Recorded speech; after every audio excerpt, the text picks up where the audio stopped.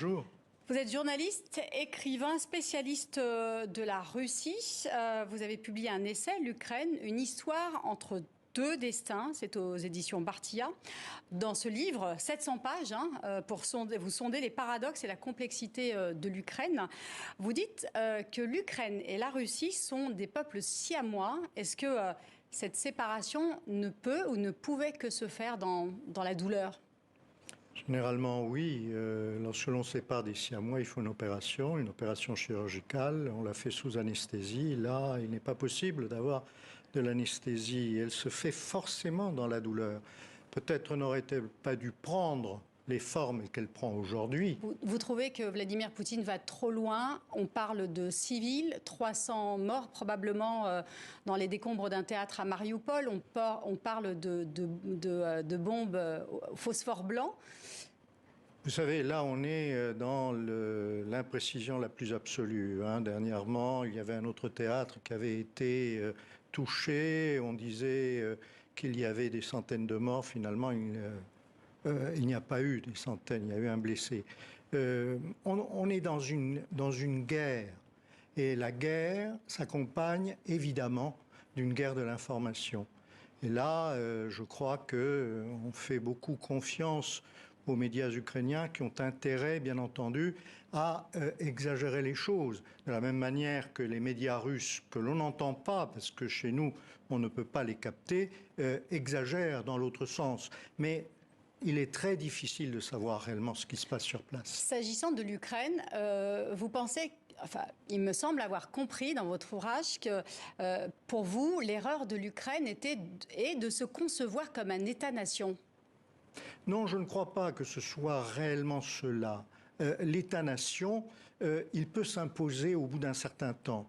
Pour la France, créer un État-nation, il a fallu plus d'un siècle de jacobinisme. On ne peut pas créer un État-nation en disant comme ça,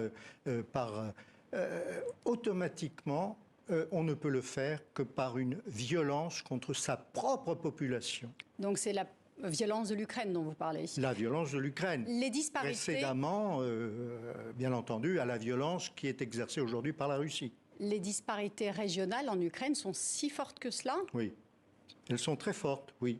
Parce que la gestion soviétique des nationalités, c'était une gestion ethnique.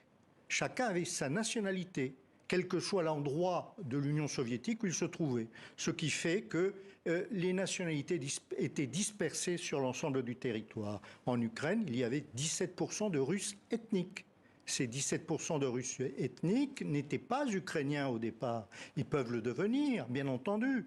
Mais imposer une nationalité autre à des gens qui se sont toute leur vie considérés comme russes ou comme hongrois dans une autre partie de l'Ukraine ou comme roumains dans une troisième partie, c'est vraiment quelque chose qui ne pouvait pas fonctionner de la manière dont elle a été exercée. Et vous pensez également que les Européens ou les Américains ont aussi été trop loin dans ce conflit-là? Oui. Je crois que les Américains en particulier ont jeté beaucoup d'huile sur le feu.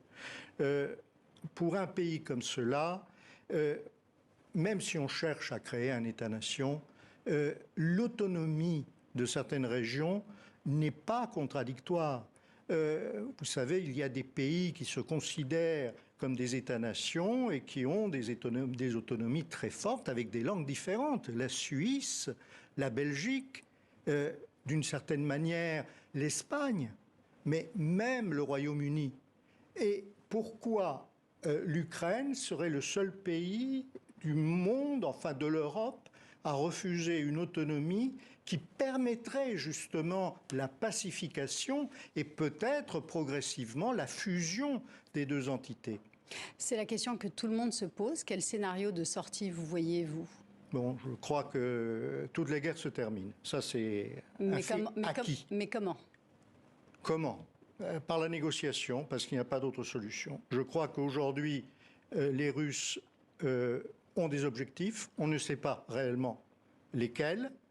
On pense que c'est la destruction de l'armée ukrainienne et la neutralisation du pays.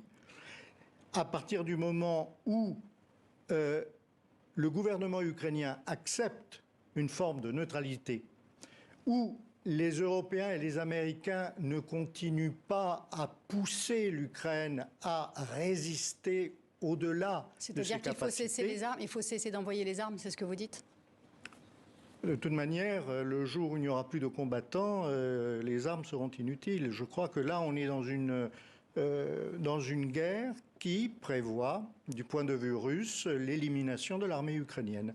À partir du moment où il n'y a plus d'armée ukrainienne, il peut y avoir les armes que l'on veut. Et il y a là également un problème qui se pose, que l'on ne révèle, enfin dont on parle très peu, c'est qu'on arme les civils.